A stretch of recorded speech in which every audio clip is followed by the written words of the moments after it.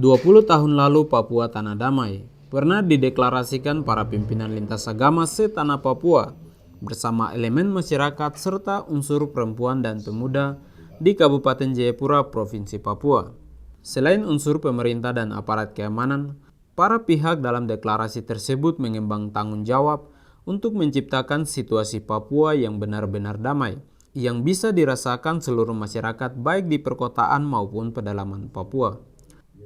Namun selang 20 tahun berjalan, Sekretariat Keadilan, Perdamaian dan Keutuhan Cipta SKPKC Fransiskan Papua sebagai salah satu lembaga gereja yang mendorong Papua Tanah Damai justru melihat situasi Papua makin dipenuhi konflik yang sangat kompleks.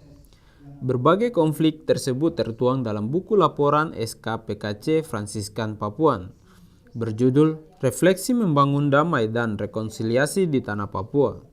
Direktur SKPKC Fransiskan Papua, Yuliana Languwuyo mengatakan tantangan mewujudkan Papua Tanah Damai semakin beragam dengan aktor-aktor konflik yang semakin banyak.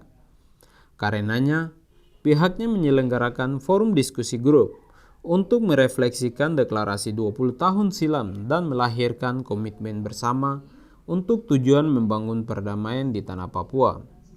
Tapi kalau kita lihat perjalanan hampir 20 tahun, ternyata situasi untuk damai itu benar-benar ada di Papua ini kan susah, dan di tahun-tahun terakhir ini tantangannya semakin beragam. Nah, kita lihat itu sehingga kita pikir untuk penting kita membangun kembali jembatan untuk mempertemukan kelompok-kelompok yang berbeda. Salah satunya adalah kelompok-kelompok yang berbeda agama. Tujuan kami adalah karena kita menyadari bahwa semakin kompleks konflik di Papua, semakin banyak aktor konflik, maka kita perlu juga memperbanyak aktor-aktor perdamaian.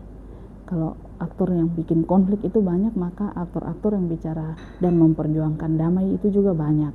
Dan untuk itu maka kita menginisiasi mempertemukan kelompok-kelompok pemuda yang berbeda agama, sehingga kita bisa mencegah konflik-konflik horizontal yang berdasarkan perbedaan suku, agama, ras, seperti itu. Jadi sebenarnya ini juga dalam upaya memperjuangkan dan menjaga agar Papua itu tetap menjadi tanah damai.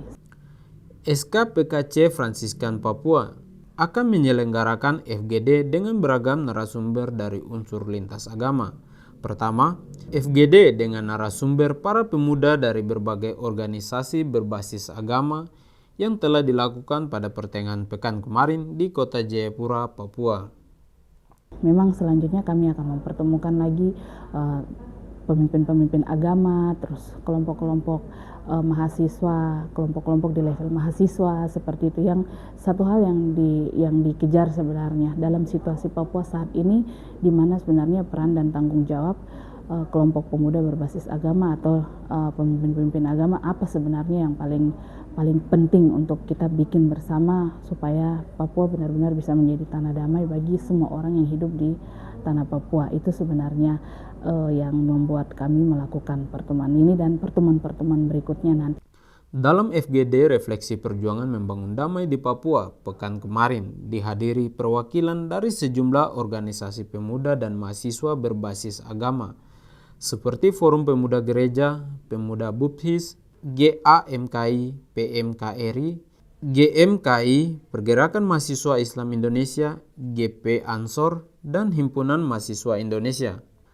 Fadel Al-Hamid selaku fasilitator diskusi mengatakan, pemuda sadar bahwa hingga sekarang masih terjadi banyak konflik yang kemudian menjauhkan orang dari suasana damai di tanah Papua, di mana masalah politik dikemukakan sebagai akar konflik dalam diskusi yang berlangsung satu hari itu.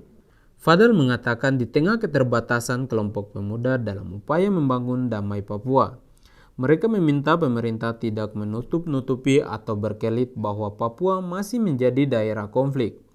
Salah satunya, kata Fadel, semakin meluasnya pengungsi di sejumlah daerah di tanah Papua akibat kontak senjata antara dua pihak TNI Polri dengan organisasi Sayap Papua Merdeka atau TPNPB. Karenanya, forum diskusi ini mendesak pemerintah segera selesaikan masalah politik yang menjadi akar konflik di tanah Papua. Yang ketiga, teman-teman ini sadar bahwa ada akar konflik yang sangat mendasar sekali di Papua, itu berkaitan dengan politik. Ya. Itu bukan hal yang tabu untuk dibicarakan dan itu diungkapkan. Itu mereka sadar tadi dalam perbincangan mereka, dan karena itu mereka berpikir bahwa perlu ada satu sikap pemuda lintas agama di Papua ini untuk bagaimana mendorong pemerintah dalam upaya penyelesaian masalah politik Papua. Pemerintah tidak bisa terus-menerus menghindar dan menutup-nutupi bahwa dalam kenyataannya ada terjadi konflik di Beoga, ada di Duga, ada di Meibrat, di mana-mana, dan itu ada jatuh korban rakyat sipil, ada juga dari TNI, tapi juga ada banyak pengungsi, anak-anak tidak bisa sekolah, mama tidak bisa hidup dalam keluarga yang baik, dan itu tidak bisa lagi pemerintah berusaha untuk menutup-tutupi atau berkelit dari itu. Yang diinginkan oleh kawan-kawan ini adalah bahwa harus juga ada upaya pemerintah untuk menyelesaikan masalah politik.